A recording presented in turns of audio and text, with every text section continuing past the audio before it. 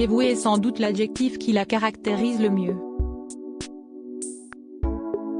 Pour la couronne naturellement, mais également pour sa famille, composée du prince Edward, épousé un jour de juin 1999, ainsi que leurs 2 enfants, Lady Louise, 19 ans, et James, 15 ans.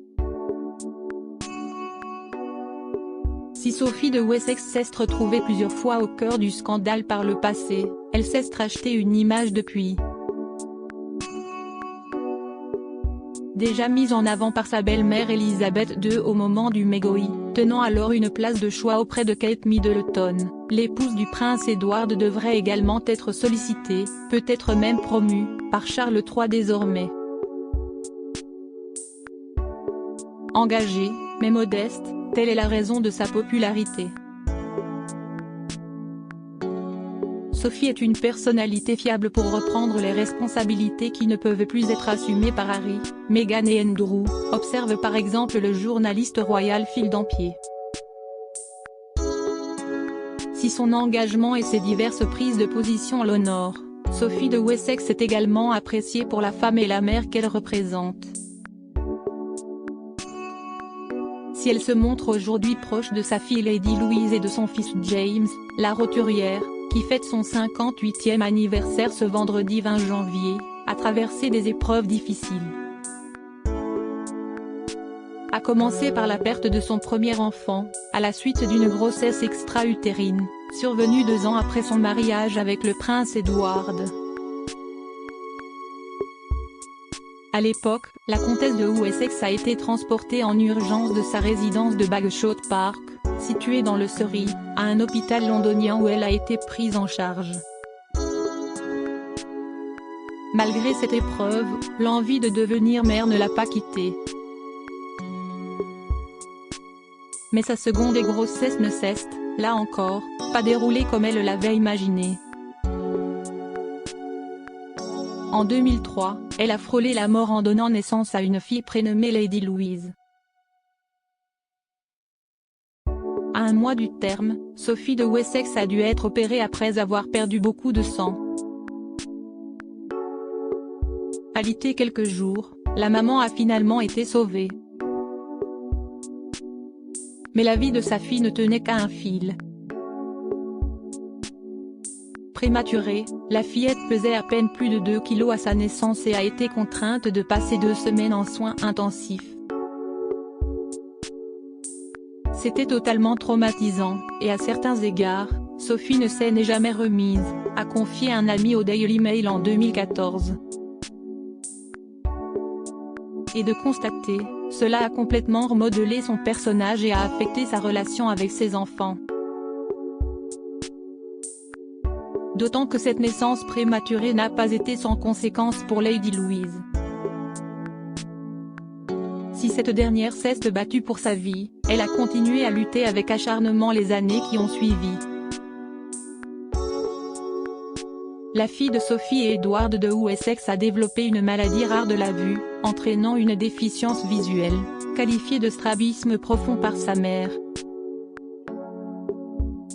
Heureusement, la jeune fille a subi une chirurgie corrective qui lui a permis de retrouver pleinement ses facultés visuelles. De quoi rassurer toute la famille. Elle va bien maintenant, sa vue est parfaite, a confié Sophie de Wessex à The Express. Après les mauvais jours, la comtesse a pu profiter d'un rayon de soleil prénommé James. En décembre 2007, elle a accueilli un second enfant, un garçon cette fois, dont l'accouchement s'est avéré beaucoup plus calme que la dernière fois, selon les mots du prince Edward. Le début d'une nouvelle page, qui s'écrit désormais à 4. Ce qu'elle souhaite pour ses enfants à l'image de Lazara Tyndall et Peter Phillips, les enfants de la princesse Anne, Lady Louise et son frère James n'ont pas bénéficié de titre de prince et princesse à leur naissance. Cette décision a été prise par leurs parents, avec le consentement de la reine Elisabeth II. Les enfants de Sophie de Wessex ont ainsi été les premiers à utiliser le nom de famille Mountbatten Windsor. Mais alors, pourquoi la comtesse a-t-elle fait ce choix pour ses enfants? Nous essayons de les élever avec la compréhension qu'ils devront très probablement travailler pour gagner leur vie, s'est justifié leur mère auprès du Times of London. Pour autant, la fratrie peut choisir de recevoir ces titres une fois la majorité atteinte, comme l'a rappelé Sophie de Wessex. Nous avons donc pris la décision de ne pas utiliser les titres HRH. Ils les ont et peuvent décider de les utiliser à partir de 18 ans, mais je pense que c'est hautement improbable. Et elle ne croyait pas si bien dire. La femme d'Édouard d'Angleterre a toujours assuré qu'elle ne forcerait pas sa fille à choisir de prendre ou non son titre de princesse. Et de souligner, elle travaille dur. J'espère qu'elle ira à l'université. Je ne la forcerai pas, mais si elle le veut. Elle est assez intelligente, avait-elle confié il y a quelques années. Aujourd'hui âgée de 19 ans, Lady Louise a le pouvoir de décider ce qui est le mieux pour elle. Mais celle-ci ne semble pas vraiment intéressée par le titre d'Altesse royale. Selon The Sun, la sœur de James Mountbatten-Windsor semble plus encline à tracer son propre chemin, l'adolescente qui est 16e désormais 15e, note de la rédaction, sur le trône est sur le point de reporter sa décision car elle envisage d'aller à l'université, indiquaient nos confrères en 2021. Depuis, elle a intégré l'université de St Andrews, l'établissement où Kate et William se sont rencontrés.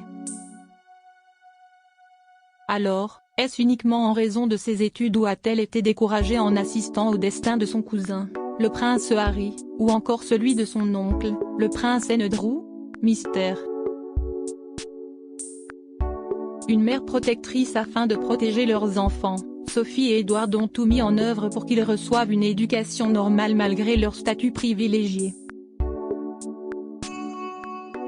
Au cours d'une interview accordée à la BBC, la mère de famille avait par exemple raconté comment sa fille, alors âgée de 12 ans, avait appris dans la cour de l'école la véritable identité de son illustre grand-mère. Une découverte qui n'avait pas manqué de heurter la jeune fille. « Maman, les gens n'arrêtent pas de me dire que grand-mère est la reine », aurait-elle lancé à sa mère, précisant qu'elle ne comprenait pas ce qui lui avait été rapporté au sujet d'Élisabeth II, ignorant qu'il n'existait qu'une seule reine.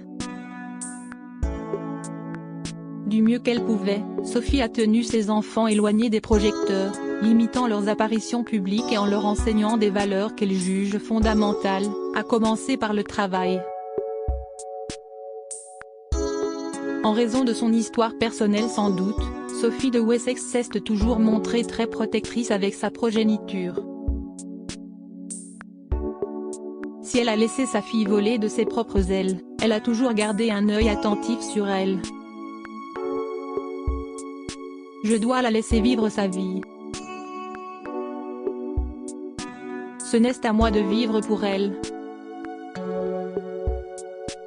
Je peux juste lui donner les meilleurs outils à ma disposition, et ensuite elle devra faire ses propres choix. Mais j'espère que, dans les prochaines années, elle pourra conserver une vie privée comme elle le souhaite, a-t-elle détaillé, dans une interview accordée à la BBC, en 2021. Contrairement aux jeunes filles de son âge, qui ne jurent que par TikTok ou Instagram, l'adolescente de 17 ans n'a jamais été présente sur les réseaux sociaux. C'est tout à fait son choix. Absolument. Je ne me serais pas opposée au fait qu'elle soit sur les réseaux sociaux. Mais elle ne s'y intéresse pas vraiment. Elle utilise quelques plateformes, pour parler avec ses amis. Mais ça s'arrête là, a assuré la comtesse de Wessex, avant de préciser, elle ne partage rien qui la concerne personnellement. Elle est très privée. C'est quelque chose dont elle a grandement conscience. Un mode de vie qui diffère de la nouvelle génération de 0. Un couple moderne et engagé au fil des années, Sophie et Edward de Wessex ont transmis à leurs 2 enfants leur amour pour la nature, qui passe aussi par leurs engagements pour l'environnement. En septembre 2020, le couple a laissé au placard sa queue de pie et son bibi pour chausser des baskets afin de participer à l'opération Great British Beach Clean, à savoir le nettoyage d'une plage à Portsmouth, sur la côte sud de l'Angleterre. Ce jour-là, toute la famille a passé 1h30 à ramasser les déchets, pour le bien de la planète. À la fois discret et moderne, le comte et la comtesse de Wessex plaisent. Le prince Edward est très apprécié des Britanniques, confirme l'historien David Feutry auprès de Gala. Fr. Et pour cause, il est plus aisé de s'identifier à eux qu'à d'autres personnalités du Gotha, plus sulfureuses ou simplement moins abordables. Il y a une identification qui est plus beaucoup forte.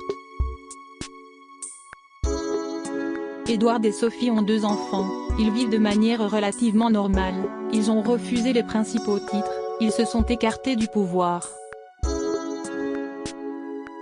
Ce sont tous ces aspects-là qui fait qu'ils sont très populaires en Angleterre. Des atouts pour l'image, mais aussi l'avenir, de la couronne. Crédit Photo, agence.